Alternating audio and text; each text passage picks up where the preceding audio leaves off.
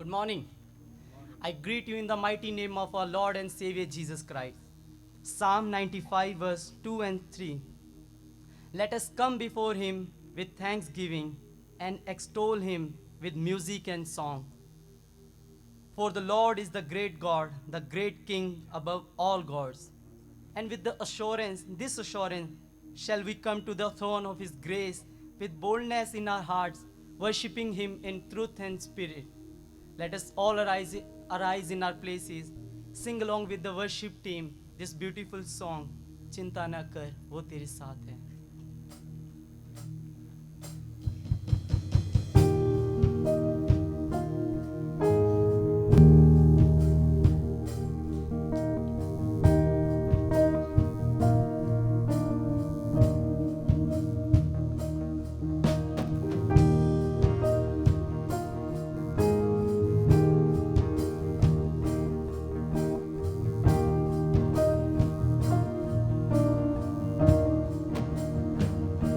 चिंता न कर वो तेरे साथ है चिंता न कर वो तेरे साथ है आंधियां तुझे डरा ना सकेगी लहरें तुझे डुबा ना सकेगी आंधियां तुझे डरा ना सकेगी लहरें तुझे डुबा ना सकेगी क्योंकि तेरा परमेश्वर तेरे साथ है चिंता न कर वो तेरे साथ है चिंता न कर वो तेरे साथ है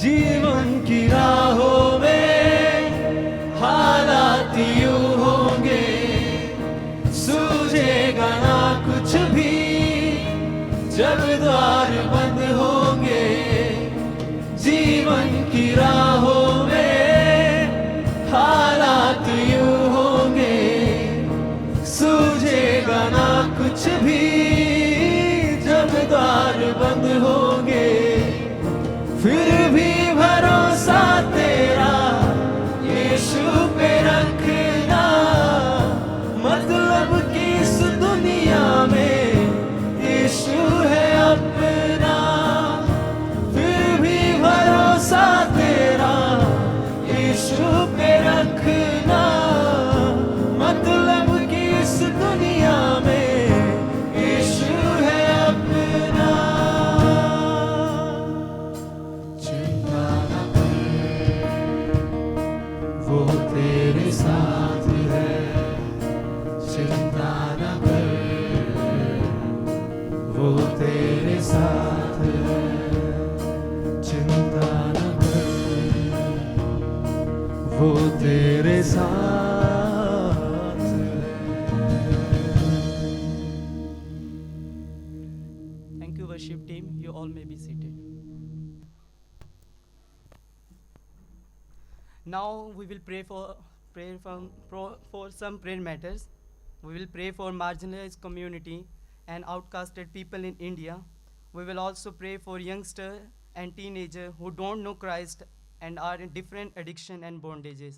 We will also pray that God may raise forth faithful servants so that they may see the wretched people and share the gospel with them. Apart from this, if you have any prayer request, you can share it now. If not, we will pray along with Sylvester Bhaiya.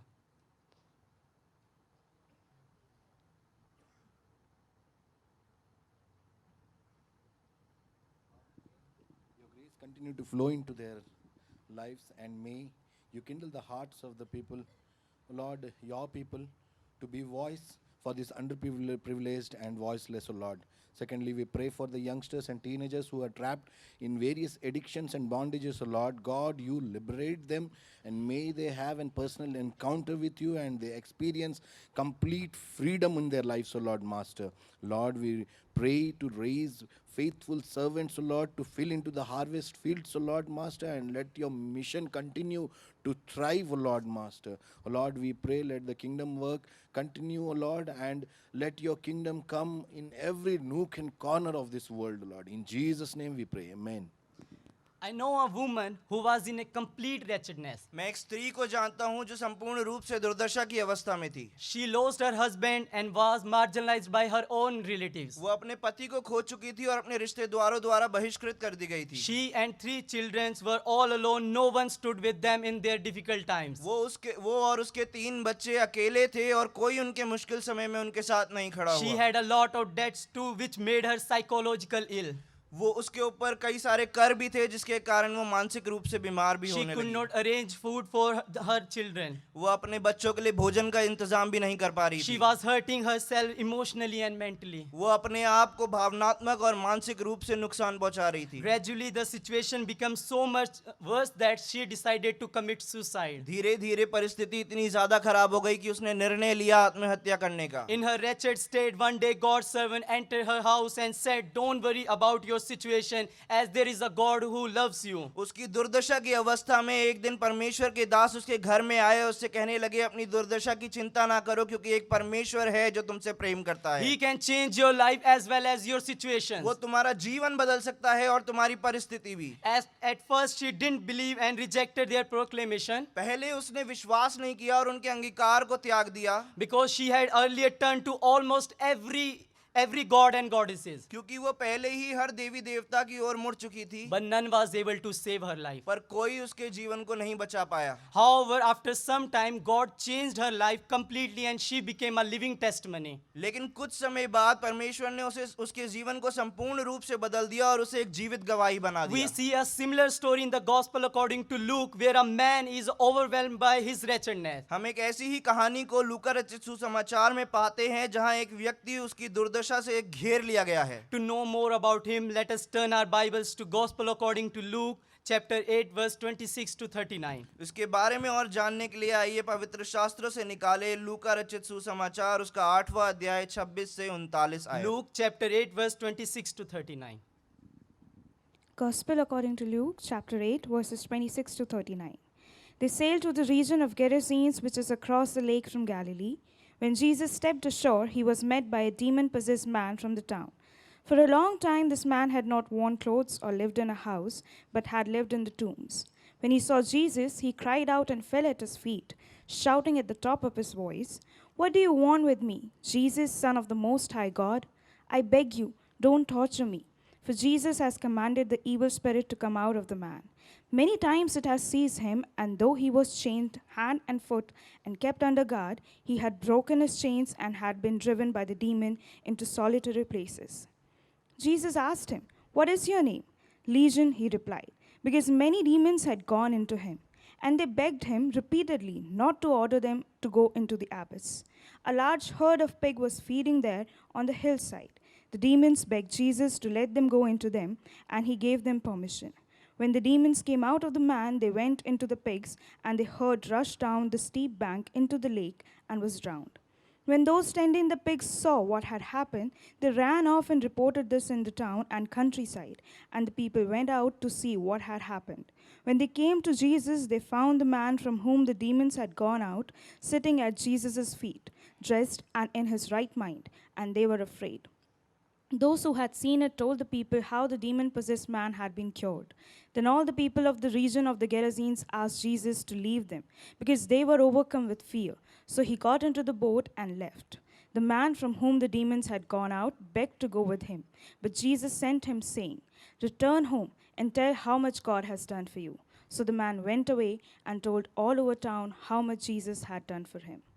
According to early tradition, it's believed that this gospel was written by Luke the physician and the companion of Apostle Paul. पौराणिक परंपरा के निमित्त ये माना जाता है कि ये सुसमाचार लूका द्वारा रचित है, जो कि एक वैद्य था और प्रेरित पौलुस का संगी था। It is dated sometime after the fall of Jerusalem, AD 70. ये 70 ईसा बाद में जब यरूशलेम को नाश कर दिया गया था उस समय में लिखा गया He है। writes his gospel to the Greco-Roman audience mainly to address some of the issue within the church. ये एक यूनानी रोमी समुदाय की ओर लिखा गया है, खासकर की कुछ परेशानियों को बताते हुए जो कलीसिया में थी। The Gentile converts were facing heavy rejection from the Jews. जो अन्य जाति से परिवर्तित लोग थे वो यहूदियों द्वारा भारी तिरस्कार को झेल रहे The थे। prerequisites by the Jews for the Gentile Christians जो बातें यूनानी मसीहियों के लिए यहूदियों द्वारा निमित्त करी गई थी to worship the God of Israel were to fulfill the Jewish law completely and to be circumcised. कि वो इजरायली परमेश्वर की आराधना करें, वो ये थी कि वो यहूदी धर्म को संपूर्ण रूप से अपनाएं और खतना करवाएं। Luke openly includes Theophilus and call him remain faithful amid intense Jewish rejection. लूका खुले रूप से थियोफिलस को आमंत्रित कर रहा है कि वो यहूदी तिरस्कार के मध्य में विश्वास योग्य रहे, With the hope that both Jews and Gentile will turn to Jesus. इस उम्मीद के साथ कि अन्य जाति और यहूदी दोनों ही यीशु की ओर मन He फिराएं। did not write this gospel for one person, for all who felt this tension. और उसने अपना सुसमाचार केवल एक व्यक्ति के लिए नहीं लेकिन उन सब के लिए लिखा था जो इस परेशानी से होकर जा रहे थे। The selected passage is a part of a bigger unit that is 8 verse 4 to 9 verse 17. चुना गया गद्यांश एक बड़े इकाई का हिस्सा है जो कि 8 से 4 और 9 से 17 तक है। The incident recorded here is a common to all the three synoptic gospel. जो घटना यहाँ पर बताई गई है वो तीनों सुसमाचार में है।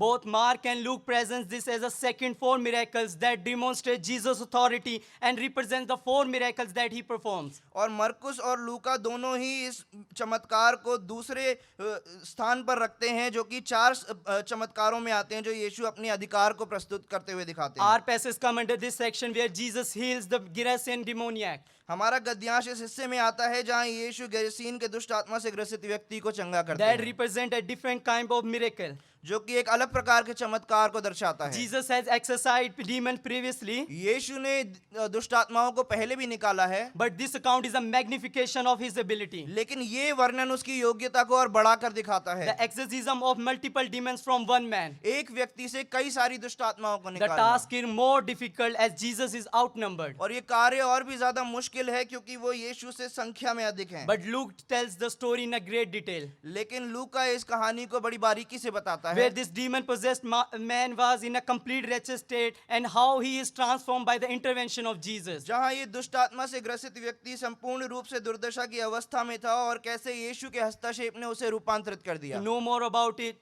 let us meditate on the title Jesus' transformative act amid human wretchedness. और इस विषय में और जानने के लिए आइए इस शीर्षक पे मनन करें, यीशु के रूपांतरणकारी कार्य मानव दुर्दशा के मध्य में। Jesus' transformative act amid human wretchedness. Firstly, it is the intervention of Jesus that initiate the process of transformation. पहले तो ये यीशु का हस्तक्षेप है जो रूपांतरण की प्रक्रिया की पहल करता है। Jesus' intervention amidst human wretchedness bring transformation verses 26 to 33. यीशु का हस्तक्षेप मानव दुर्दशा के मध्य में रूपांतरण को लेकर आता है 26 से 33 आयत। Jesus' intervention amidst human wretchedness brings transformation verse 26 to 33. A wretched state of humans before Jesus' intervention verses 27b and 29b. मनुष्यों की दुर्दशा की अवस्था यीशु के हस्तक्षेप से पहले 27 का ब भाग और 29 का ब। In verse 27b, Luke portrays vividly the wretched condition of the demoniac. 27 के ब भाग में लूका विस्तृत रूप से दुष्ट आत्मा से ग्रसित व्यक्ति की दुर्दशा को बताता He है। had not worn clothes for a long time. उसने लंबे समय से कपड़े नहीं पहने थे। The aorist middle verb inedosato signifies that the man has lost the very ability to cover himself once and for all. यूनानी क्रिया एनेडू साटो इस बात की ओर इंगित करती है कि उस व्यक्ति ने अपने आप को ढकने की योग्यता को एक बार और हमेशा के लिए खो दिया A था। person so miserable that he can't even cover himself anymore can only be identified as the one who was in a not right state of mind.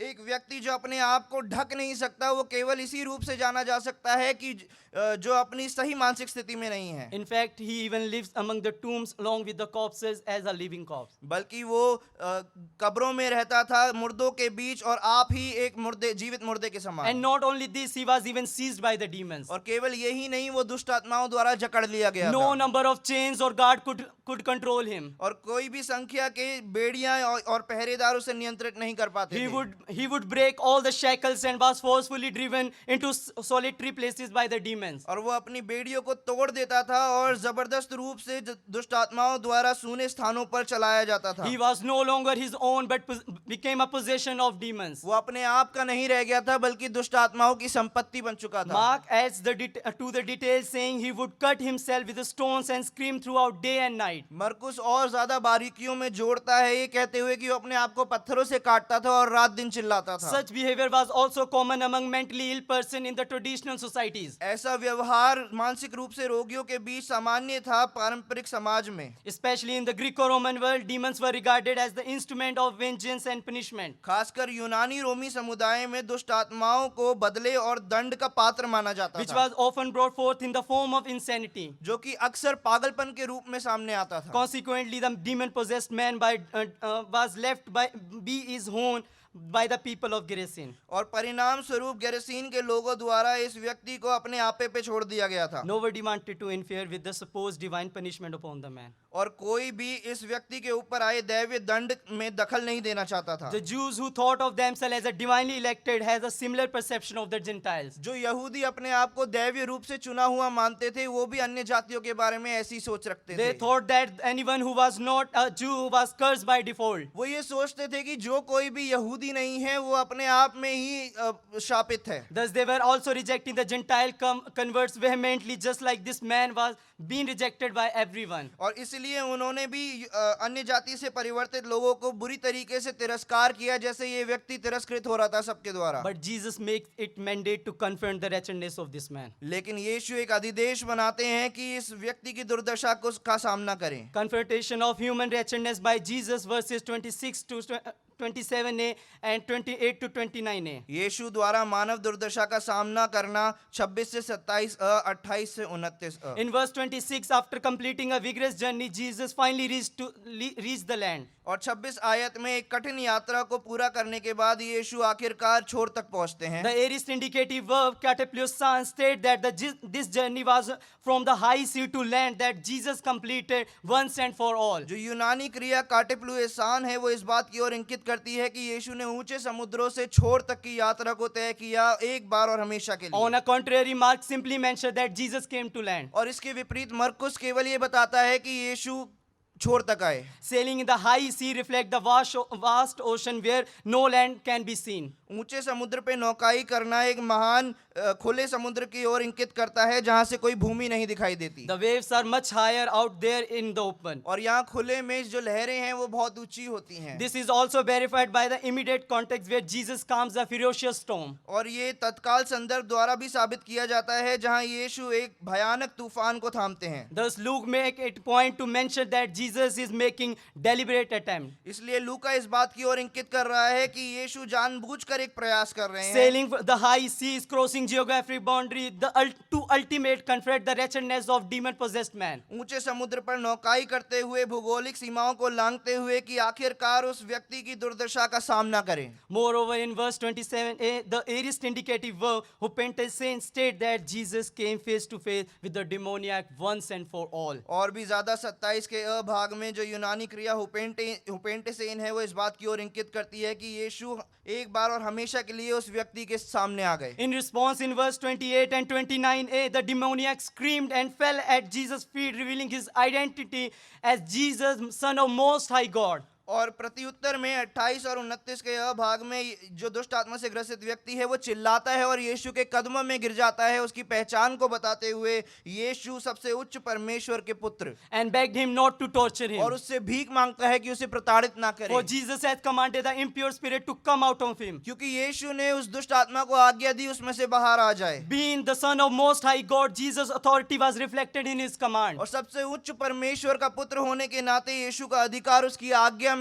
प्रदर्शित है। Moreover, this not a simple order for the impure spirit to come out of the man temporarily. और भी ज्यादा ये केवल एक सामान्य आज्ञा नहीं थी उस दुष्ट आत्मा के लिए कि वो उसमें से कुछ समय के लिए बाहर आ जाए, Rather to leave the man for good, never to return. बल्कि वो उसमें से हमेशा के लिए बाहर आ जाए और कभी वापस ना आए। The wretchedness of Lucan community was no less than this demoniac. और लूका के समुदाय की दुर्दशा इस व्यक्ति से कुछ कम नहीं थी। After being confronted by the gospel of Christ, they were also being tortured severely. मसीह के सुसमाचार का सामना करने के बाद वो भी भयानक रूप से प्रताड़ित किए जा It रहे is थे। amid such hopelessness, Luke is reassuring them. और ऐसी निराशाजनक स्थिति के मध्य में लूका उन्हें पुनः आश्वासित The कर रहा gospel है। that has come to them is set them free from all their bondages. जो सुसमाचार उनके मध्य में आया है वो उन्हें उनके सारे बंधनों से छुड़ाने के लिए है। Hence, they need not to afraid of anything working against them. इसलिए उन्हें कोई जरूरत नहीं है किसी भी चीज से भय खाने की जो उनके विपरीत कार्य कर रही For है, Jesus alone is able to handle their wretchedness. क्योंकि यीशु आप ही योग्य है उनकी दुर्दशा को संभालने में। Handling of human wretchedness by Jesus, verses 30 to 33. मानव दुर्दशा का संभाला जाना यीशु द्वारा 30 से 33 In आयत। verse 30, Jesus asked for the name of the impure spirit, dealing with the root of the issue. 30 आयत में यीशु दुष्ट आत्मा का नाम पूछते हैं समस्या की जड़ तक जाते हुए। Identity of an entity plays a massive role in describing its authority. एक अस्तित्व की पहचान महान किरदार को निभाती है उसके अधिकार को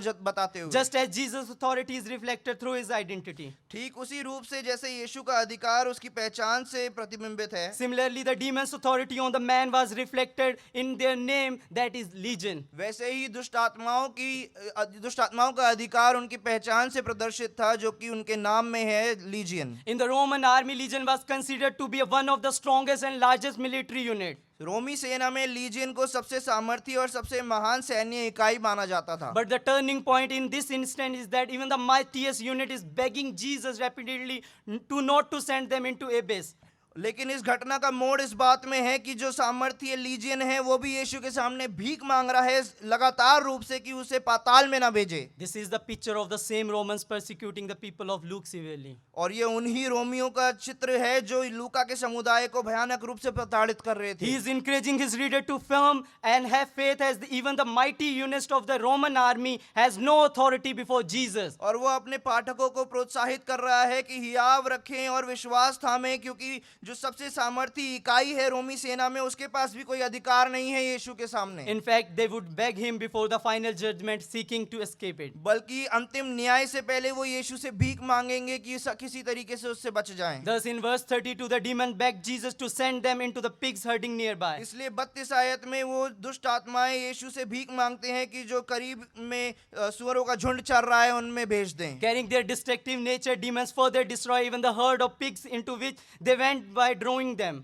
और अपने नाशवान स्वभाव को साथ लेते हुए दुष्ट आत्माओं ने उस सुअरों के झुंड को भी नाश कर दिया जो कि उन्हें डुबाते हुए। Luke is implying that the destroyer will continue to destroy, but no one shall harm the one who takes refuge in Jesus. लूका इस बात की ओर इंगित कर रहा है कि जो नाश करने वाला है वो लगातार रूप से नाश करता रहेगा, लेकिन जो यीशु में शरण लेता है उसे कोई हानि नहीं पहुंचा This सकता। reminds me of the words of the psalmist in Psalm 91 verse 7. ये मुझे भजनकार के शब्दों की याद दिलाता है जो भजन 91:7 में है। 1,000 may fall at your side, 10,000 at your right hand, but it will not come near you. 1000 तुम्हारे बाईं ओर गिरेंगे और 10,000 तुम्हारे दाईं ओर, लेकिन कोई तुम्हारे करीब नहीं आ पाएगा। Today, demon possession or not, आज दुष्ट आत्मा से ग्रसित होना या नहीं, we too live in a wretched condition throughout several phases of our life. हम भी दुर्दशा की अवस्थाओं में जीते हैं हमारे जीवन के अलग अलग क्षेत्रों में। A young boy is wretched due to the loss of his father. एक जवान लड़का अपने पिता को खोने के कारण दुर्दशा में है। A young widow is crushed by the loss of her husband. एक जवान विधवा अपने पति को खोने के कारण कुचल दी गई है। A woman is broken because of her miscarriage. एक माँ अपने गर्भपात के कारण टूट गई है। The pandemic itself wrought so much wretchedness all around. और महामारी अपने साथ आप ही कई सारी दुर्दशा को लेकर आई। Yet there are others who are broken by life itself. और फिर भी ऐसे बहुत से हैं जो जीवन द्वारा ही तोड़ दिए गए हैं। Mental asylums are filled with so-called mentally retarded persons और पागल खाने इस तरीके से बुलाए जाने वाले मानसिक रूप से रोगियों से भरे हुए हैं, who have lost their senses due to some or other trauma in their life. जिन्होंने अपनी समझ को खो दिया है किसी ना किसी सदमे के कारण उनके जीवन में। Yet others are on the edge of losing it all. और फिर भी ऐसे बहुत से हैं जो सब कुछ खोने की कगार पर हैं। Dear people of God, प्रिय परमेश्वर के लोगों, today the baton has been handed over to you and me by Jesus. आज वो छड़ी आपके और मेरे हाथों में सौंप दी गई है यीशु द्वारा।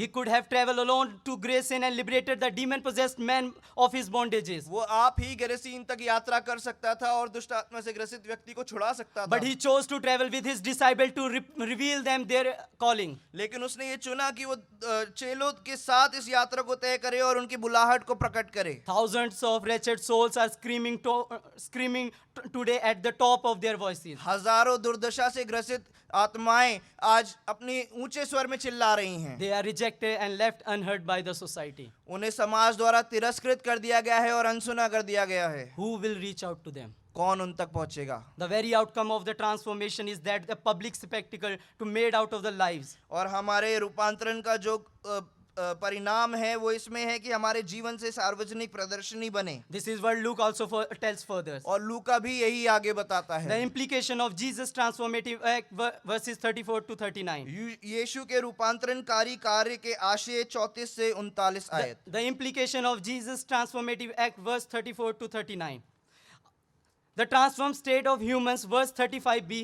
मनुष्यों का रूपांतरित अवस्था 35 का ब भाग। In verse 35b, after Jesus' intervention in the man's life, his transformative work is displayed in the transformed state of the man. और 35 के ब भाग में यीशु के हस्तक्षेप के बाद उसका रूपांतरणकारी कार्य व्यक्ति के रूपांतरण अवस्था में दिखाई देता In है contrast with his previously wretched state. और उसकी पहले की दुर्दशा की अवस्था के विपरीत। While earlier he was not in his senses, जहां पहले वो अपनी समझ में नहीं था, now he was in his right mind. अब वो अपने सही मानस में Earlier था। he was naked, पहले वो नग्न था, but now he was clothed. लेकिन अब वो कपड़े पहने था। The perfect passive participle, hematis menon, signifies that the man who roamed around naked for so long finally allowed himself to be clothed. यूनानी कृदंत हिमाटिस मेनोन इस बात की ओर इंकित करता है जो व्यक्ति पहले नग्न घूम रहा था अब उसने अनुमति दी कि उसे कपड़े पहनाए Due to जाएं। his transformation, the man did not receive anyone help this time. अपने रूपांतरण के कारण इस बार उसने किसी की मदद का विरोध नहीं His किया। transformation was so evident that earlier he could not stand in the presence of Jesus and fell at his feet. और उसका रूपांतरण इतना स्पष्ट है कि पहले वो यीशु की उपस्थिति में खड़ा भी नहीं हो पा रहा था और उसके कदमों में गिर रहा था। But now he willfully sat at the feet of Jesus,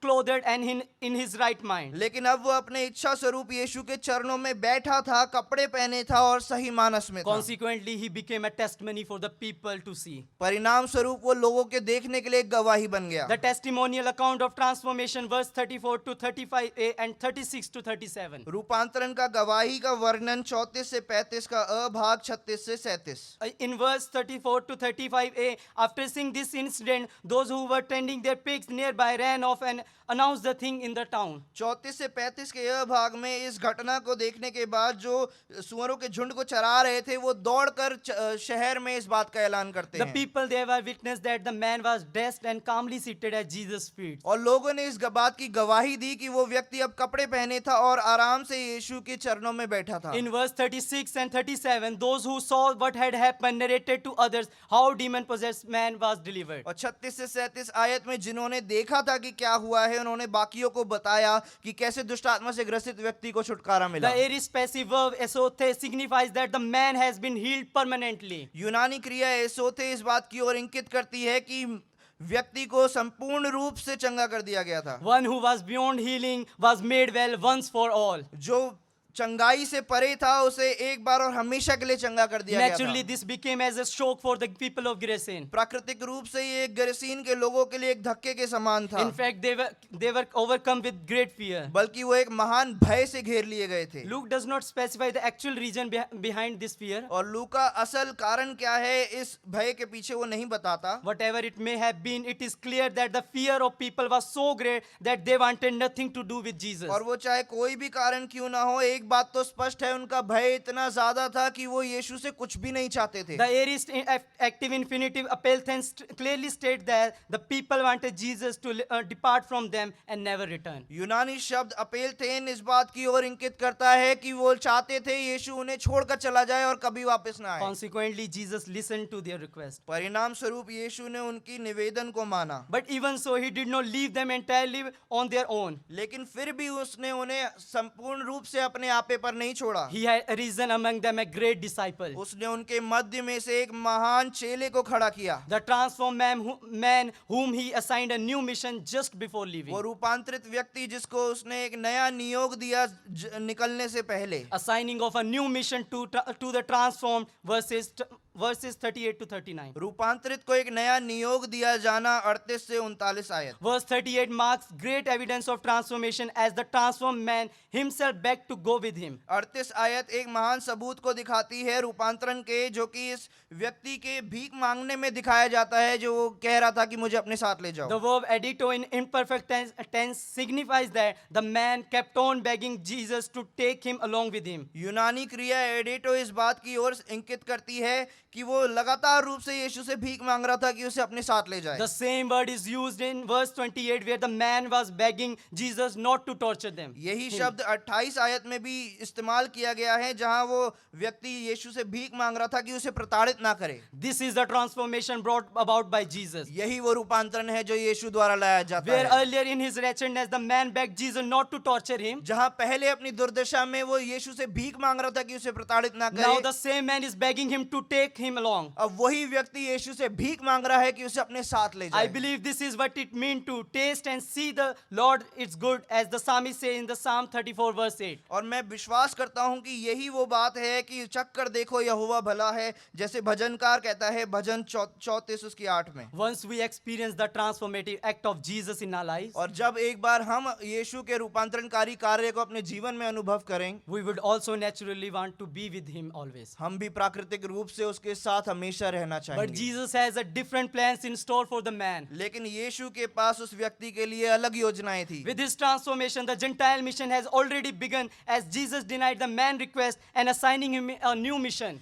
इस उसके रूपांतरण के बाद जो अन्य जाति में नियोग है वो पहले ही शुरू हो गया था, जैसे यीशु ने उसकी विनती को तिरस्कारा और उसे एक नया नियोग दिया। The present imperative verb hypostrophe in verse 39 shows that Jesus commanded him to return to his home and proclaim the good works of God in his life. यूनानी क्रिया हुपोस्ट्रेफे 39 आयत में इस बात को दर्शाती है कि यीशु ने उसे आज्ञा दी कि अपने घर लौट जाए और परमेश्वर ने जो उसके जीवन में कार्य करे हैं उनका ऐलान करे। An English saying goes like this: home is where the heart is. एक अंग्रेजी कथन इस प्रकार से जाता है, घर वहाँ है जहाँ हृदय है। Dear brothers and sisters, प्रिय भाइयों और बहनों, I believe all of us have experienced this transformative act of Jesus in our life. मैं विश्वास करता हूँ कि हम सब ने यीशु के ये रूपांतरणकारी कार्य को अपने जीवन में अनुभव किया Thus, है। we all know where our heart resides after transformation. इसलिए हम सब जानते हैं कि हमारा हृदय कहाँ है हमारे रूपांतरण के It is बाद। with Jesus and his people. वो यीशु के साथ है और उसके लोगों के साथ। Therefore, the mission to be the transformed is not limited to his or her own family, friends, community, etc. इसलिए जो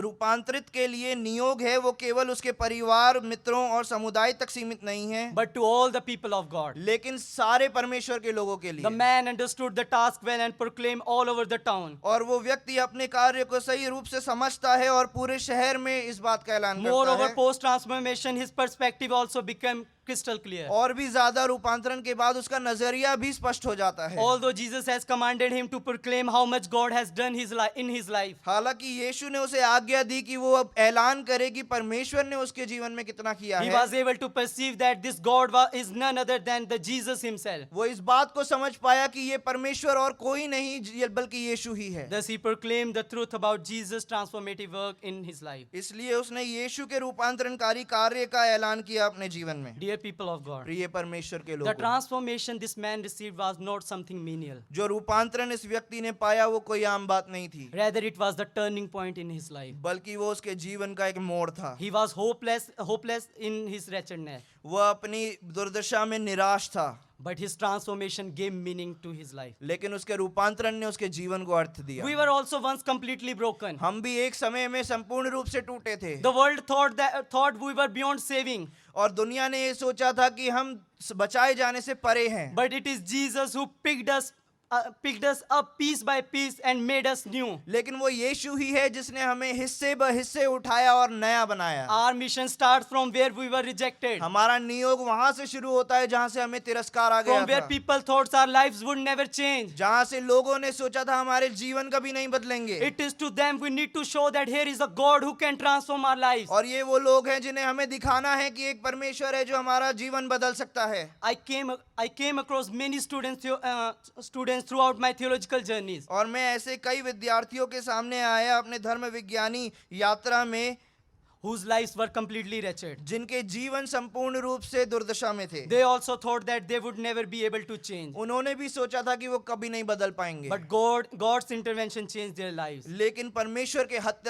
हस्तक्षेप ने उनके जीवन को बदल दिया। Now, since we have gone through a transformative experience, और जबकि अब हम ऐसे रूपांतरित अनुभव से होकर गुजर चुके हैं, we must be able to empathize with others and to be ready to minister to them. ये अनिवार्य है कि हम औरों के साथ सहानुभूति रखें और उन तक अपनी सेवकाई को पहुंचाएं। Our stories are capable of changing many lives. हमारी कहानियां इस योग्य हैं कि हम औरों के जीवन को बदल सकें। I want to remind you that Jesus recognized us in our wretchedness मैं आप सबको याद दिलाना चाहता हूं कि यीशु ने हमें हमारी दुर्दशा में पहचाना, when we ourselves could not. जब हम आप ही नहीं पहचान पा रहे He थे। made it his mission to intervene in our situation and transform our wretched lives. उसने अपना मकसद बनाया कि हमारी परिस्थिति में हस्तक्षेप करे और हमारी दुर्दशा भरे जीवनों जीवनों को रूपांतरित करे। His transformative act made a testimony out of us. उसके रूपांतरणकारी कार्य ने हमें एक गवाही बना दिया। We were lost without a purpose, और हम एक उद्देश्य के बिना खोए हुए थे, but he gave us a new mission. लेकिन उसने हमें एक नया नियोग दिया। Today Jesus is giving us the same command. आज यीशु हमें वही आज्ञा दे रहे हैं। Return home and tell how much God has done for you. घर लौट जाओ और वो सब बताओ जो परमेश्वर ने तुम्हारे लिए किया है। Are we ready to take up the new mission which he has given to all of us? क्या हम तैयार हैं उस नए नियोग को अपनाने के लिए जो उसने हमें दिया है? Will we allow our transformed life to become a public spectacle so that Jesus may be glorified? क्या हम अपने रूपांतरित जीवन को अनुमति देंगे कि एक सार्वजनिक प्रदर्शनी बन जाए कि यीशु महिमामय हो? Today this young lad is able to ask such questions from this pulpit because और आज ये जवान लड़का यहाँ से इस पुलपिट से ऐसे सवालों को कर पा रहा है क्योंकि I have experienced Christ transformate act very personally in my life. क्योंकि मैंने व्यक्तिगत रूप से मसीह के रूपांतरितकारी कार्य को अपने जीवन में अनुभव किया है। The woman who was once wretched and hopeless is none other than my mother. जो स्त्री एक समय में दुर्दशा में थी और निराशा में थी वो कोई और नहीं बल्कि मेरी माँ है। It is Jesus alone who brought us out from the darkness. और ये केवल यीशु है जो हमें अंधकार से बाहर निकाल कर Let लाया। us all shout to the world how great our God is. आइए दुनिया तक चिल्लाएं कि कितना महान हमारा परमेश्वर है। Let us not rest for even a moment, for he has transformed us completely. आइए एक क्षण भी आराम ना करें क्योंकि उसने हमें संपूर्ण रूप से रूपांतरित किया Let us है। become a living testimonies and reach the ends of the earth so that आइए जीवित गवाही बन जाएं और दुनिया के छोर तक जाएं कि the revelation of Jesus Christ may be fulfilled as the great multitude from every nation, tribe, people and language would stand before the throne and the Lamb in worship. कि यीशु का प्रकाशन संपूर्ण रूप से परिपूर्ण किया जाए कि हर देश, हर गोत्र और हर लोग और हर भाषा के लोग उस सिंहासन और मेमने के सामने आराधना में खड़े हों। Let's pray. आइए प्रार्थना करें। Heavenly Father, we thank you for being with us throughout and for enriching us with your word. Thank you for finding us in our wretchedness, for bringing us out of the darkness and transforming us. Lord, enable us to share this blessing with the world outside, that all who are overcome by wretchedness may also receive your transforming grace. In Jesus' mighty name we ask this prayer. Amen. Let us all arise in our places and receive the benediction.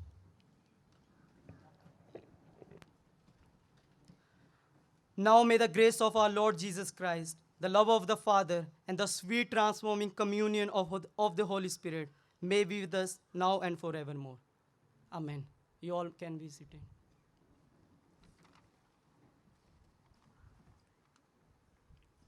I want to take this time to thank the community. First of all, I want to thank my Almighty God who enabled me to come this far. I remember the day when I came here. I could not speak even one word in English, not even to understand. Throughout my journey, many times I thought that I would discontinue my study, but His grace alone who enable me to overcome each and every fear. I also want to thank Uncle George and Simon sir who trusted in me and allowing me to study in this college. I also want to thank all my teachers and pastor caregivers for their valuable contribution in my life. I also want to thank my sponsor and church members for their prayers and the financial support. I want to thank Virginia Didi for her guidance and love in my life. Now I want to thank my family. खास करके मैं अपनी mummy का, अपने दोनों भाइयों का धन्यवाद करना चाहता हूँ, क्योंकि उनकी प्रार्थनाओं ने और उनके बलिदानों ने मुझे यहाँ तक पहुँचाया. मम्मी, जिस तरह आपने हमारे पापा के जाने के बाद जिस तरह आपने हमें बड़ा किया तीनों भाइयों को, वो बहुत मुश्किल था और उसको बयां करना मैं शब्दों में बयान नहीं कर सकता. बट मैं उस शब्द को याद करता हूँ जब आप बोलते थे कि तुम्हारा जो स्वर्गीय पिता है वो असंभव को संभव करने की सामर्थ्य रखता है, और वही गवाही लेकर आज मैं यहाँ खड़ा हुआ हूँ. और मैं I want to thank my sermon advisor Alex sir who supported me to prepare my sermon. Last but not the least, I want to thank all my friends, especially to my classmates. Really, you all been a blessing for me. Your encouraging words, motivation, and support really transformed my life.